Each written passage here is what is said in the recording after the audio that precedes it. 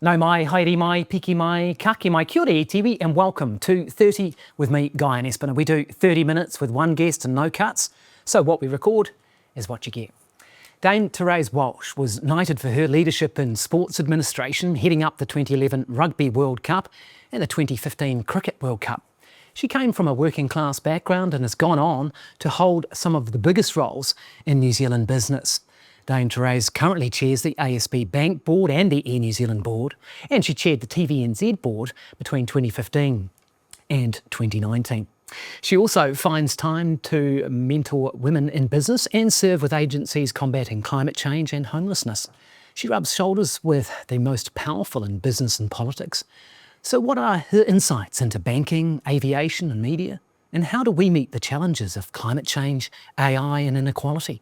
Let's start the clock. 30 minutes with Dame Therese Walsh.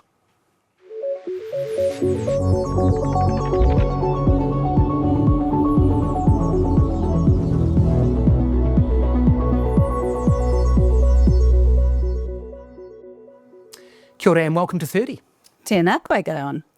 Let's start with your early years, because being knighted in your early 40s might have seemed unlikely in your high school years. Yes, most things in my life have seemed quite unlikely to me if I think back to being a teenager. I grew up in a large home in Wellington. We didn't have a lot, but there was a lot of love. My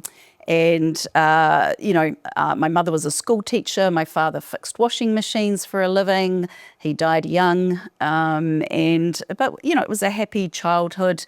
And we were taught to work hard, serve others, and that was really the thing. Yeah, you mentioned your dad's death. I think you were in your late teens, 16, 17 at the time. Yes. Was that a pivotal moment for you?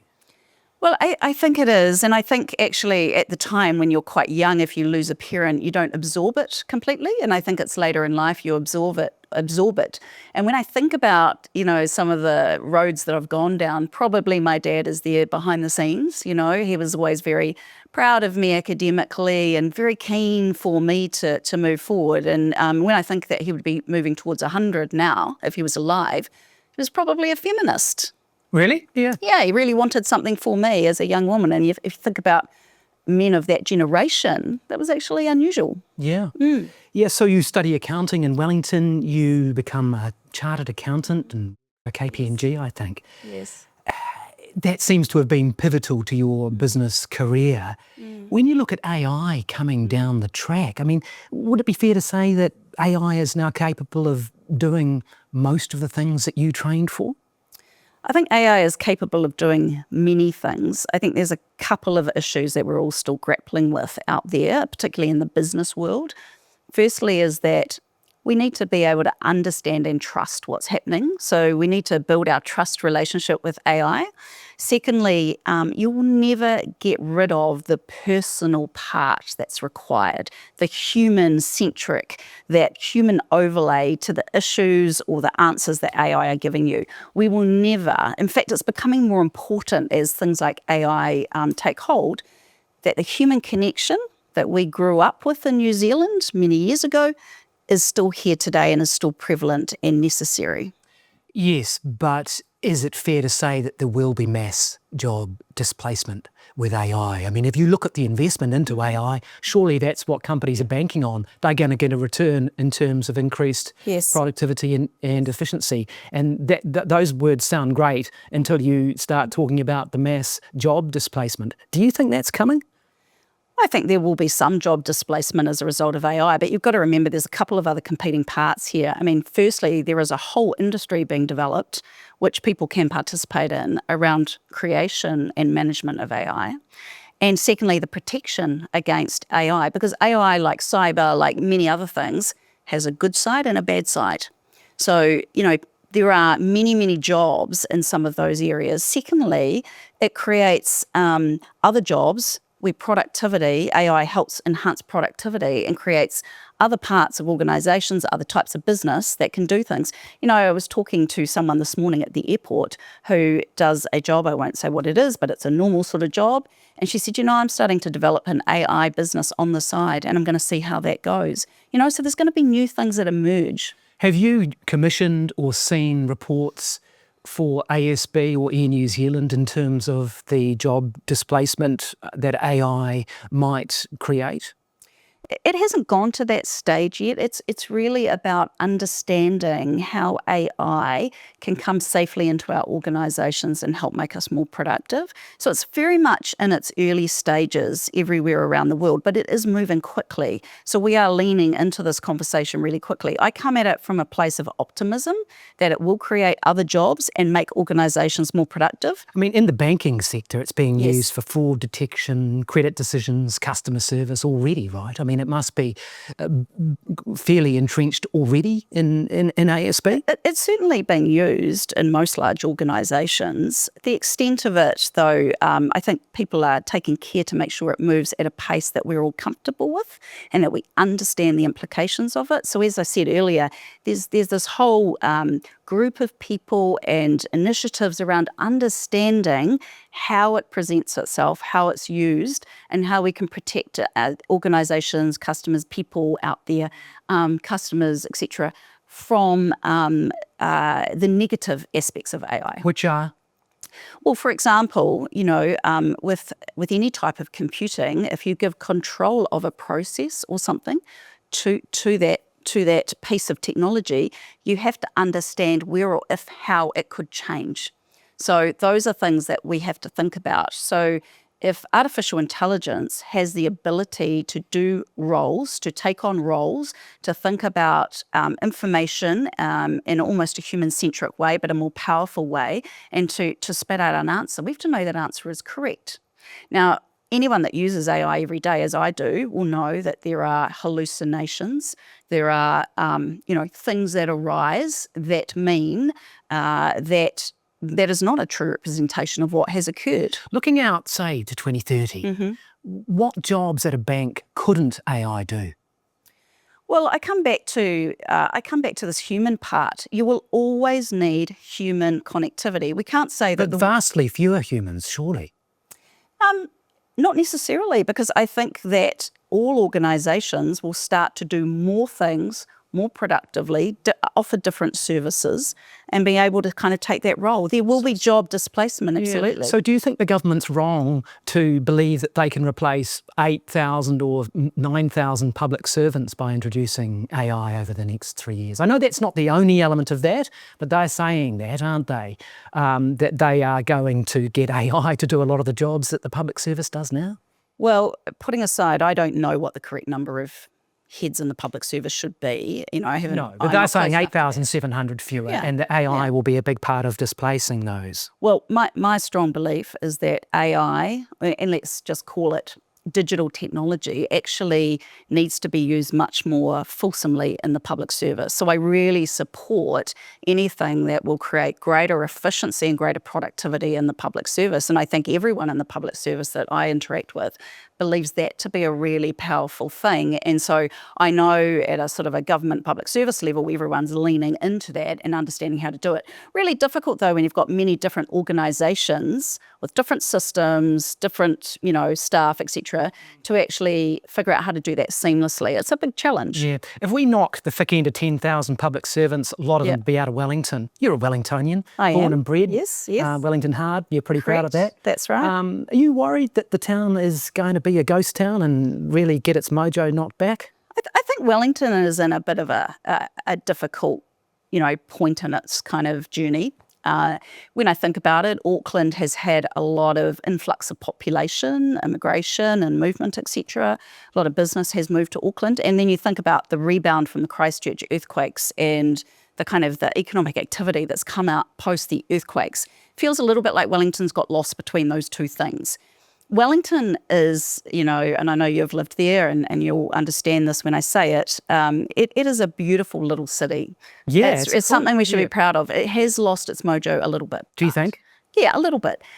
But all the core elements are there, and I am one of the Wellingtonians that stands up proudly and says, let's get together, all the folk in Wellington, let's have a vision for what that's going to look like. Let's actually start talking about it. Sure, but if you lose another 10,000 public servants, roughly, gee, that's going to smash the hairdressers, the hospos, a lot of impact on that town, isn't it?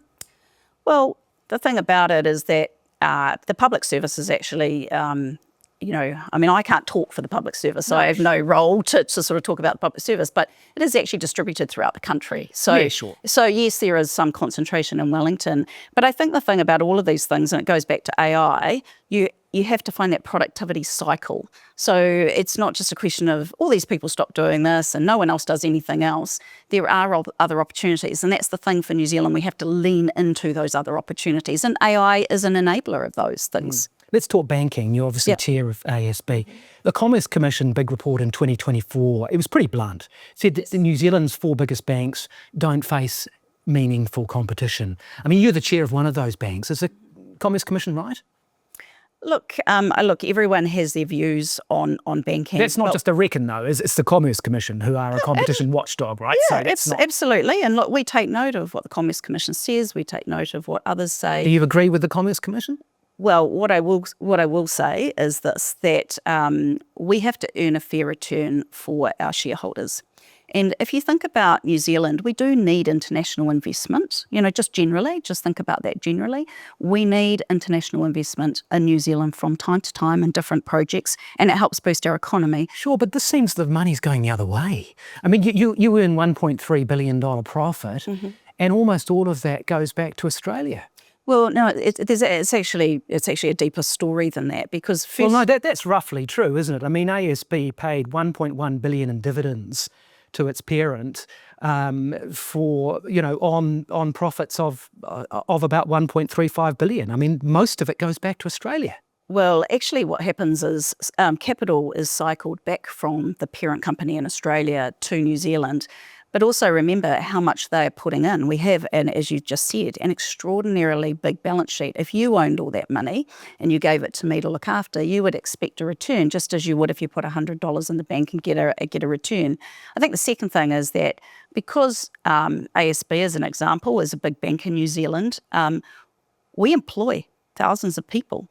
We use the services of thousands of companies in New Zealand, and we pay an enormous amount of tax. If you look at the tax take in New Zealand, a significant portion comes from those banks. It does, but I think the bluntness of the profit comparison is not quite fair. Yeah, but it is true that the profits of the big 4 combined banks, and I think they're about $6.5 billion a year, that most of that money goes back to parent companies in Australia. How can that be good for us? Well, it's a return on investment. And for the Australians. So what's the good bit for us? They've provided the capital to allow that to occur. So they're entitled to return. That's how markets work. And so, I think that level of return, because the numbers are large, I think people get quite hung up on that. But the number that they've put in to allow that number to occur is so significant. And it actually props up the New Zealand economy, Do you regard Kiwibank as serious competition?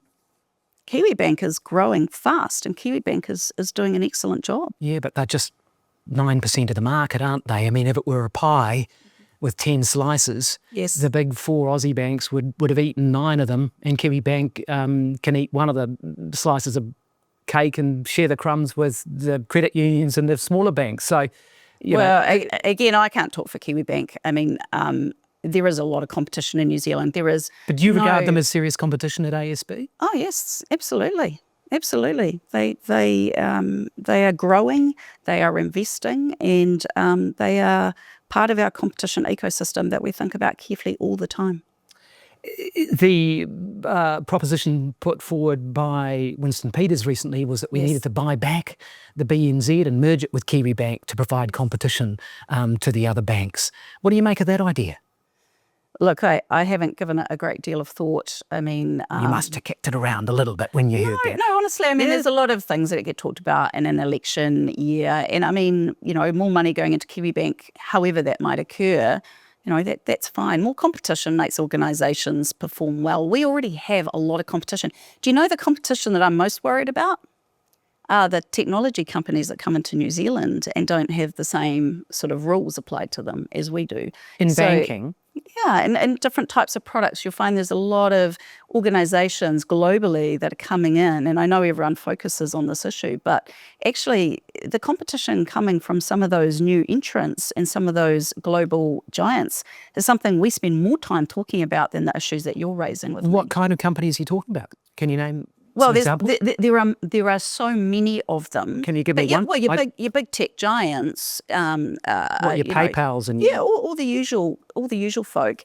They're coming in, they're doing their global business, and in many cases, we can have partnerships with them. But actually, when you talk about competition, if you think about all the products you use in a bank, most of them have an enormous amount of competition, not just from the traditional players that you might think of and that we just talked about, but actually globally. That's actually a bigger challenge for us. Antonia Watson, the CEO of ANZ, she came on this program in 2024 and said it was time for a capital gains tax. Do you agree with that? Look, I don't have a strong view on capital gains tax. What I do think is that as somebody in New Zealand who, I can pay my bills. I'm blessed. I've had a great career. I can pay my bills. I own my home.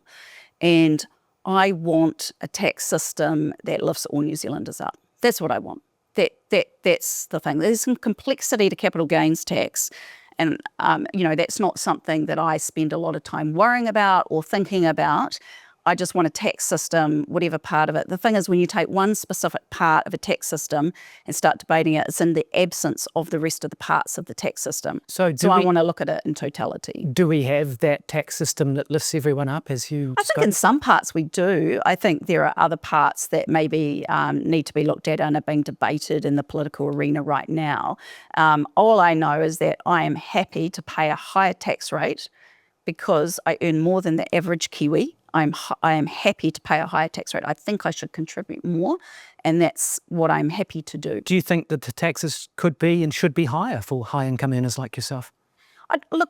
Again, I'd need to go away, and I'm not saying that to get out of the question. You're doing a fairly good job of that. Well, no, because you actually have to think about these things carefully. Like quick, superficial answers, I'm into capital gains tax or I'm not, actually aren't that helpful.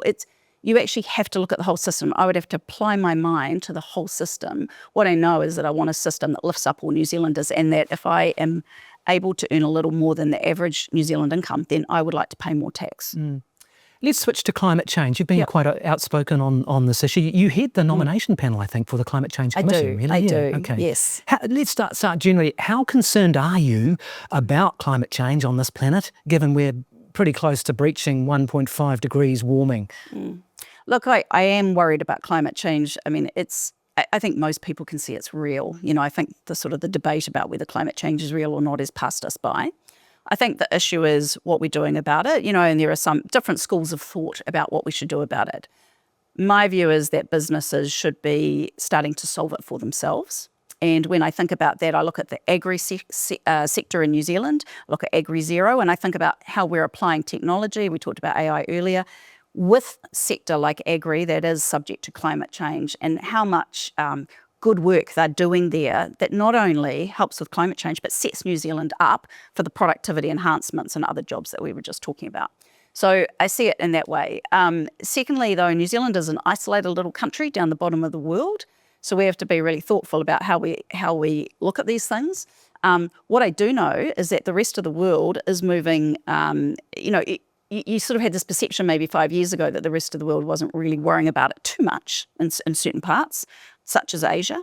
Actually, they're starting to worry about it quite a lot. And if you think about Air New Zealand, for example, we burn fossil fuels every day, right? And, that's not great for the climate. And so we could choose to do something about that, not do something about that. We do take it seriously. But the key issue here is that the markets we fly into in Asia and different parts of the world, they won't let us land unless we have a certain percentage of sustainable aviation fuel in our tanks. Okay, well, let's talk. That's being put onto us regardless of our Let's talk about some of that, because you're clearly worried about climate change, and you say that it's not really an option to hide your head in the sand. Yes. But Air New Zealand significantly rolled back its commitments in 2024, didn't it? It had these targets of reducing your carbon intensity by 29% by 2030. That's gone. That was a cop-out, wasn't it?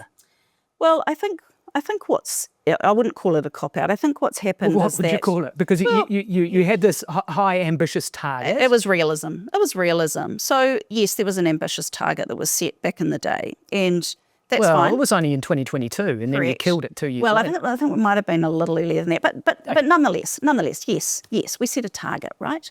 And we looked at that target over time and went, that's too ambitious. Now, why was that too ambitious?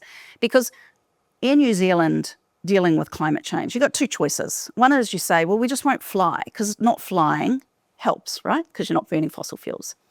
Or secondly, we look for a market out there that will support us. So, i.e. a very alive, sustainable aviation fuel market that provides reasonably priced options that we can all kind of buy into and still run a business. You're talking about sustainable aviation Yes, fuel, yes, or yes. SAF. That's Okay, right. and just for people who don't know what that is, that's effectively what? It's from waste materials, Yes. plant oils, captured carbon, that sort of thing. Yes, kind of a- Okay, right, so that's your alternative fuel thing. Alternative fuel, yes. You've got a target now, haven't Yes. you, of having that sustainable aviation fuel as 10% of the fuel that you use, right? We do, and we review that target every year now. What is it at the moment? Look, I can't recall the number off the Okay, top of my well, head at the moment, well, but the number that I've seen was Yeah. that when you pulled out of this agreement, so Yes. it's around 0.5. yes, it's lower. It's absolutely lower. So in 5 years, how are you going to get from 0.5% sustainable aviation fuel to 10%? Is that, it's a or really- again, have you overreached and become too yeah. ambitious? Yeah, it's a really great question. And of course, people have very different views on this. But what I'll tell you as an organisation is having sustainable aviation fuel in our tanks is a good thing for the climate. And it's also, actually, regardless of that, necessary if we want to keep flying internationally into many markets. The issue becomes how vibrant, alive and dynamic is the market from which we can purchase sustainable aviation fuel. Is it difficult to get? Is it expensive? What's the issue? It's expensive. It's more expensive than normal jet fuel. But secondly, the production, if you think about it as a viable market around the world now, the production of it is ramping up, but it's not ramping up to the pace that we expected when we set the targets that you were just mentioning. So everyone, it's a new thing, right? So everyone's having to create assumptions about how fast it will grow, how much we can get and at what price. It hasn't panned out the way we expected, which is why we've adjusted. And we continue to be really honest about that. So we continually, I don't want a target that people say in 2035, this is your target. We actually have to review this every year, see where the market is and what we can afford to participate in. Are you seriously, though, telling me that you can get from 0.5% sustainable aviation fuel today to 10% sustainable aviation fuel in 5 years? Or 4 years? Where are we? Look, it's possible, but what I'll tell you is that in a few months' time, we'll be sitting down to go through all of our climate reporting. We had an update last month. We'll be sitting down to go through all of that, see where the market's at and the targets. Do you think you might wind that back? We have said to the market, and I think it's been received very well, and I think people will start following this trend. We're going to be reviewing this every year because if you think you're in a static environment where you can just predict something that many years out, you think about companies with their financial performance. They don't tell you in 2035 I'll make X $100 million because they don't know. No, but you've got a 2050 target for net zero for Air New Zealand. Yes, we do, and we have to be very mindful of that. It's 5 years, or that's sort of never land stuff, I know, isn't it? but this is a new market, a new industry, and we're a very small participant in it. So, look, I'm very mindful. All the things that you say are right, and all of those things we're very mindful of. Because, wow, Air New Zealand's emissions are massive, aren't they? I think it's 43 million, it's 4.3 million tonnes of greenhouse gases. So it's about 5 or 6% of the entire country's emissions at Air New Zealand. Look, it is the nature of the industry, right? How does that mesh with you being the person on the panel who nominates people for the Climate Change Commission? I mean, do you see those roles in tension in any way? Well, I think the thing is, at the core of it, do I wrestle with this? 100%. Do you? Yeah. Absolutely wrestle with these. But, look at COVID. New Zealand became quite isolated, right? Yeah. And actually, having aircraft and the ability to fly from country to country, because other airlines go away at that time, Air New Zealand is always going to be the airline that carries the load as the national airline, rightfully so.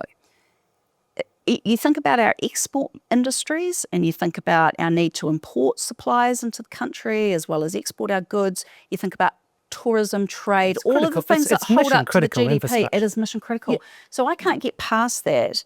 What I have to do, the best thing that Air New Zealand can do is participate in the market, learn about the market, create great deals where we can, and also meet these mandates that all of the international markets are applying to us. So we've got to go as fast as we can, but also being mindful of our financial position and what we're trying to do for New Zealand. I mean, you're staring down the barrel of a $400 million loss. I mean, how much trouble is this airline in? Look, a few things about Air New Zealand. Firstly, post-COVID, some wonderful learnings. One of them is we have a really strong balance sheet. So there are no particular issues right now from a financial position perspective. Secondly, there's been a raft of issues from having 20% of our fleet grounded, coming out of COVID into a fuel crisis. That one was a bit of a blow, obviously. The fuel crisis itself, though, look, again, it's an issue. It's arisen. That's why we have a strong balance sheet. It's not going to mean that we're loss-making forever. We have a strong plan to get out of that. But equally, we're responding, but there's only so much you can do unless you close the airline down and you don't fly and you're not using the fuel. But actually, that's still going to cost you because you've still got aircraft, you've still got people. So actually, we're doing the best we can. We're recovering as much as we can from passengers, but we know New Zealanders can only afford so much. So there's only so far we can push the pricing. And at the same time, we're trying to just bring in capacity a little bit, as all airlines around the world are doing and responding. But, this is an airline industry issue. Airline industry, every airline is taking a financial hit. It's a tough business. It is. I want to spend the last few minutes that we've got touching on your work with homeless women in Wellington. Mm-hmm. So you're facing the reality for what life is like at the bottom. Yes. When you and I are similar age, when we were growing up in the 70s and 80s, that's right. We didn't have this level of inequality that we have now. We didn't have the sort of homelessness that confronts you when I walk down Hobson Street in Auckland every day. Mm-hmm. And you'll see it in Wellington too. What went wrong? Well, look, I think there is some this growing sort of inequity that we're seeing around the world. Actually, it's not just a New Zealand issue. It did feel like everyone was in the same position 50 years ago. Is that a reflection on late-stage capitalism? Why is this? I think... is it something we just accept? Oh, it's happening everywhere? No, I don't think we accept it. I think these are complex issues, though, and so they need complex, layered solutions to them. Where my focus is, I'm someone that's grown up with a service orientation. I do a lot of work that... that many people do to try and get involved in other things. And the work that I'm doing around homelessness is around fundraising to keep some of these homes open to allow particularly displaced women and in some cases children, obviously, to actually not just have a bed for a night, but have some wraparound solutions. Most people who are really vulnerable in New Zealand, it's not just one thing. It's not I don't have enough money, or I have drug addiction issues or whatever, or domestic violence in the home. Yeah. So what do you make of this response from the government just to have move on or orders, and just and move them off down out of sight? Well, I think the thing is, it's obviously better for people to have a safe place to go rather than be on the street. However, you have to have the safe place to go. And so that's the bit I'm focused on, is making sure people have safe places to go. Just in my hometown, that's where I'm focused at the moment. And New Zealand Women's Refuge is part of that as well.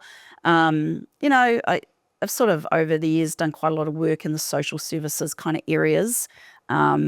Worked with the police, New Zealand Police. So given all that experience, what is your view on the move-on orders?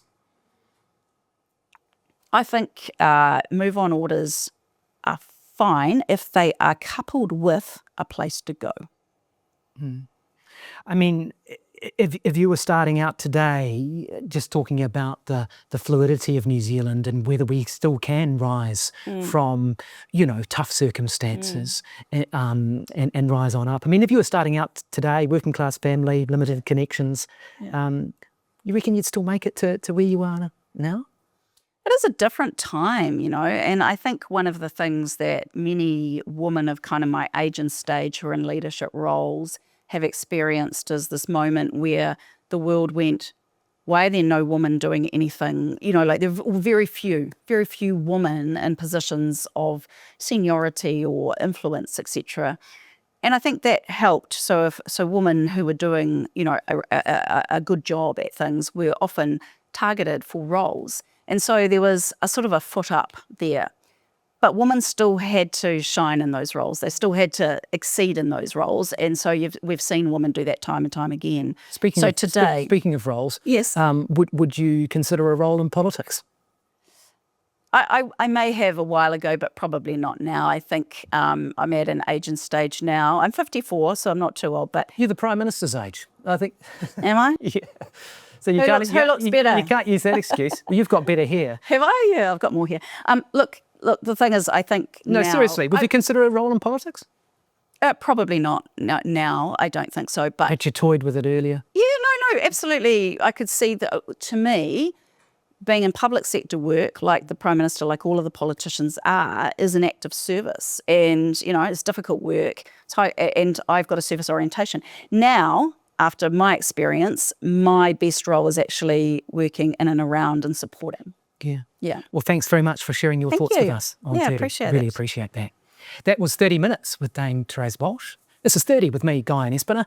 We'll catch you next time.